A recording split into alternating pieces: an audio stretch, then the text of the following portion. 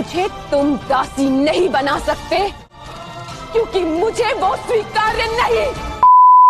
आज हम बात करेंगे टीवी की नई महाभारत की द्रौपदी पूजा शर्मा की। साल 2013 से 2014 के बीच स्टार प्लस पर एयर हुए शो महाभारत में ये एक्ट्रेस दिखाई दी थी और उन्होंने एक से एक शो से काफी फेम कमाया। इसकी बड़ी वजह उनकी दमदार एक्टिंग और परफॉर्मेंस थी। रामायण से इतर जब महाभारत की बात होती है तो द्रौपदी के किरदार में आज भी देश भर के लोग पूजा का चेहरा ही याद करते हैं।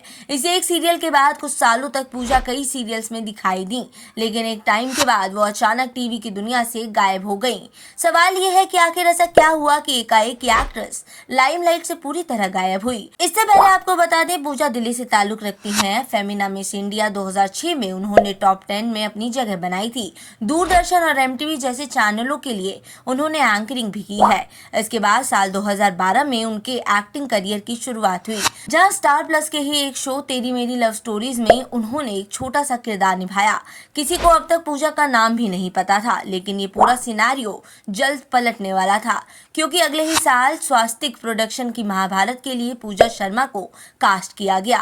लेकिन पूजा को ये किरदार ऐसे ही नहीं मिल गया। कहा जाता है कि द्रौपदी के किरदार के लिए इस शो के मेकर्स ने लगभग 1000 से ज्यादा लड़कियों का ऑडिशन किया था, जिसके बाद उन्हें पूजा शर्मा मिली। मेकर्स इस रोल में किसी ऐसी एक्ट्रेस को कास्ट करना चाहते थे जो काफी स्ट्रॉन्ग हो, अच्छे एक्सप्रेशंस थे और जिसकी वॉक काफी दमदार हो, और ये सारी क्वालिटी पूजा में नजर आई। पूजा शर्मा को द्रौपदी के किरदार के लिए कास्ट कर लिया गया और उन्होंने इस किरदार को निभाने में कोई कोर कसर नहीं छोड़ी।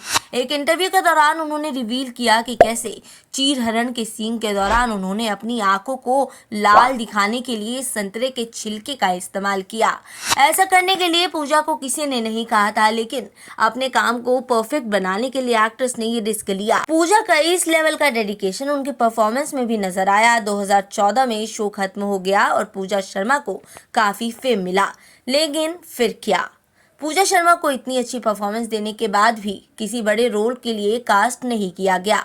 पूजा इसके बाद साल 2014 में अजब गजब घर जमाई और साल 2015 में दोस्ती यारियां मन मर्जियां सीरियल में कैमियो करती नजर आई। 2017 तक उनके पास कोई काम नहीं था और इसका कारण था पूजा शर्मा द्रौपदी जैसे पावरफुल रोल करने के बाद किसी सास बहू जैसे सीरियल में दिखाई नहीं देना चाहती थी। लेकिन 3 साल के बाद महाकाली सीरियल में वो पार्वती के किरदार में नजर आई। इस शो में भी उन्होंने अपनी एक्टिंग और दमदार स्क्रीन अपीयरेंस से 4 चांद लगा दिए। इसके बाद पूजा ने पोरस, चंद्रगुप्त मौर्य, राधा कृष्ण, रामसिया के लवकुश जैसे सीरियल्स में बतौर वॉइस आर्टिस्ट काम किया, लेकिन पिछले काफी समय से वो स्क्रीन से दूर दिखाई दी। पूरी इंडस्ट्री अब तक पूजा शर्मा को टाइपकास्ट कर चुकी थी। जिन्हें नहीं पता उनको बता दें, टाइपकास्ट एक टर्म है जो फिल्मों में उन एक्टर्स के लिए इस्तेमाल की जाती है जब लंबे समय तक वो एक्टर एक ही तरह के किरदारों में दिखता है। उन्हें फिल्म मेकर्स उसी तरह के किरदार में ही कास्ट करते हैं, जैसे मीना कुमारी के साथ हुआ।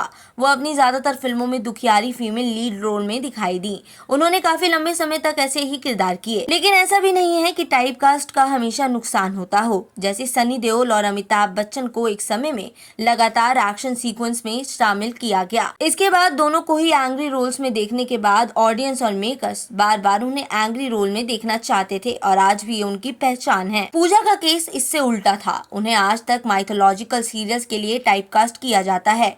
दूसरी तरफ महाभारत सीरियल के ही लीड एक्टर साहिल शेख की बात करते हैं। उन्होंने महाभारत में अर्जुन का किरदार निभाया था और उनकी एक्टिंग भी काफी पसंद की गई, लेकिन महाभारत के बाद भी वो कई शोज में नजर आए, फिल्मों में भी दिखाई दिए। ऑन दी अदर हैंड पूजा, जिन्होंने सीरियल में साहिल शेख से भी ज्यादा अच्छी एक्टिंग की थी, उनकी झोली में हमेशा प्रोजेक्ट्स की कमी आई।